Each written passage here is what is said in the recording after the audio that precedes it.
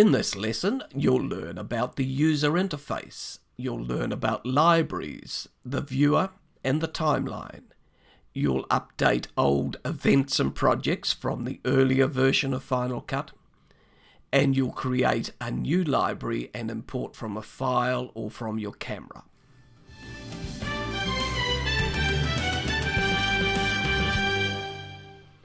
This session will cover the libraries, the clips, and the projects.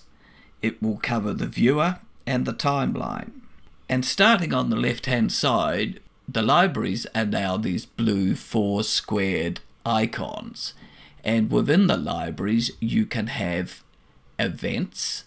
And within those events, you can have your footage and your projects. When you double click the project, it then opens in your timeline for you to edit into. These little twirls here open and close the contents. When you select on a library, all of the events in that library will then show in here. If you want to look at a single event, you can click here.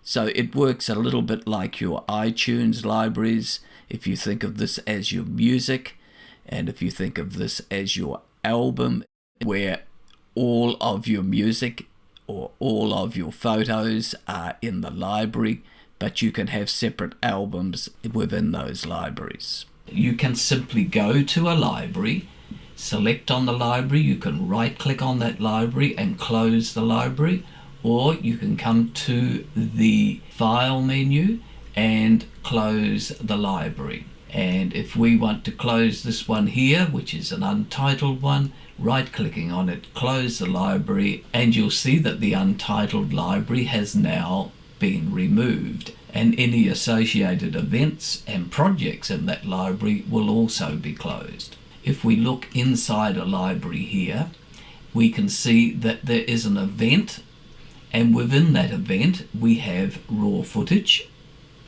and we also have projects, and the projects have these clapperboard headings. And if we double click this project, it opens it up in the timeline. If we were to double click this project, it would then open that project in the timeline. Projects within the timeline, of course, can be switched backwards and forwards. The timeline index can be accessed from the middle menu bar. We will see more of this later. Events can be moved. So if we take some of these clips here, we can move them from this event to another library by simply clicking on one of the clips and moving it to that library. Now what Final Cut does in this instance is that it makes a copy in the new library of the clip that you had in the previous library, the one you're copying from, and you have a choice of either optimizing that media or using proxy media. You can choose to move or copy projects from one library to another. So if we go to the file menu with a project selected and move here, we can copy that project to a new library or to one of the current libraries. We can also move that project and it will be taken out of the previous library and put in either one of these or a new library. Libraries are now automatically backed up and can be located wherever you wish them to be. First select the project in the browser, and then in the inspector you can see that you can modify settings, and then that will allow you to choose where to put it on your hard disk. Now backups are only metadata, so the files are small. You can restore from backups, so if you come to the file menu and go to open library, you can then create a new library from a backup. You can duplicate a project by simply selecting duplicate, Command D.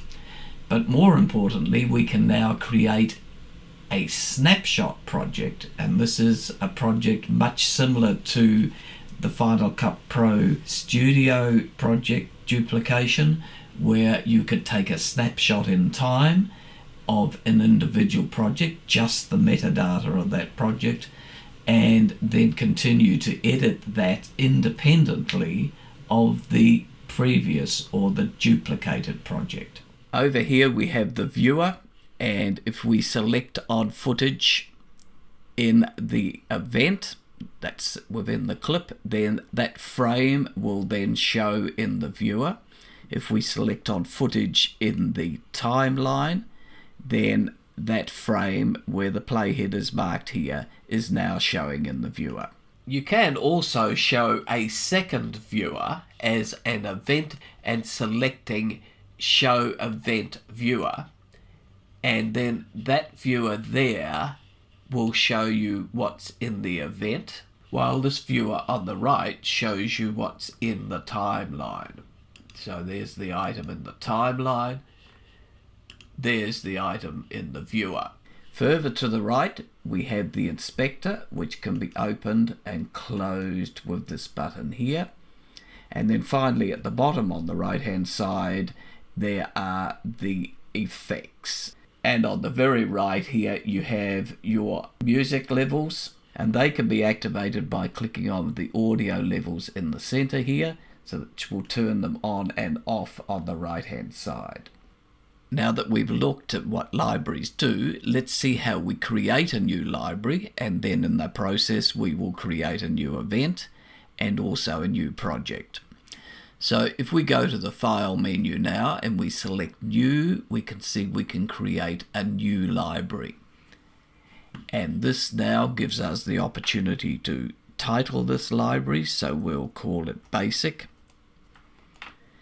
And it gives us the opportunity to go onto any of our hard disks and decide on a location to store this.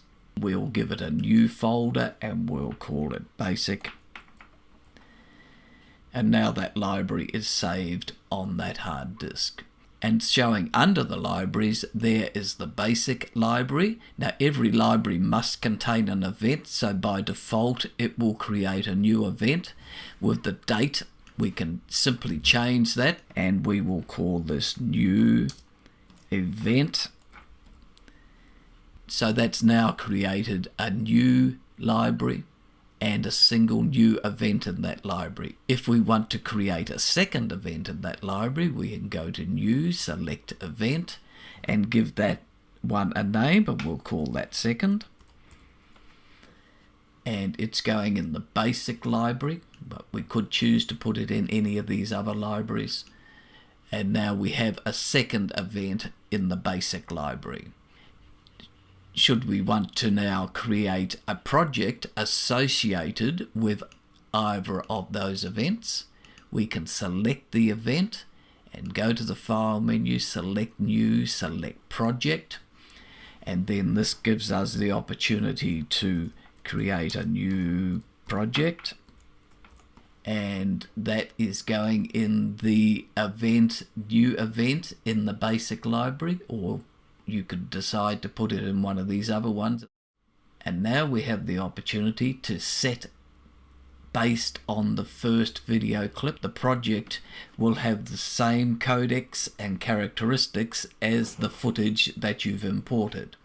Or you could select custom and then select your own format. I suggest that you keep all of these things at the default setting, that's stereo. You may want to change your resolution and format, though if you're not too sure what you want here, my suggestion is to stick with set based on first video clip. So we now have a new project. There's nothing in it, but there's a blank timeline here for us to work from.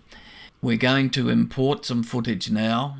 We will then do a quick edit into this new project, and you will see more detail about how to do this in later sessions. To import, we can either use the import button, or we can right click on the event and import media. This will take us to the import area, and we can then select from our different hard disks. We can select from locations within those hard disks. We can then select our footage that we want to import. Let's select the 18 footer footage, and we can see that there's a few clips here. Let's just import the selected ones. We're going to go through this in detail in another session. This is just an overview for you. So these are your main choices that we will look at in detail. We're importing them into the new event, but we could select any other event that's there. So now let's import that. The import window closes, and there are the 3 clips that we've imported in our new event. We'll now edit those into a project. We'll just simply take this clip here, set an in point, set an out point, that's with the I and O key. We'll drag that into the new timeline, and hence we have an edit. We'll then take this clip, set an in point, set an out point, and drag that into the new timeline. We'll now go to this clip here, and we'll drag to select an in and out point by clicking and holding and then dragging. We can see the yellow lines appear, and we can use the E key to add this or extend to the end of our edit, or we can use this button here, and then you'll see that that's extended on the edit. And if we look in the timeline now, there are our 3 edits ready for us to modify should we want to.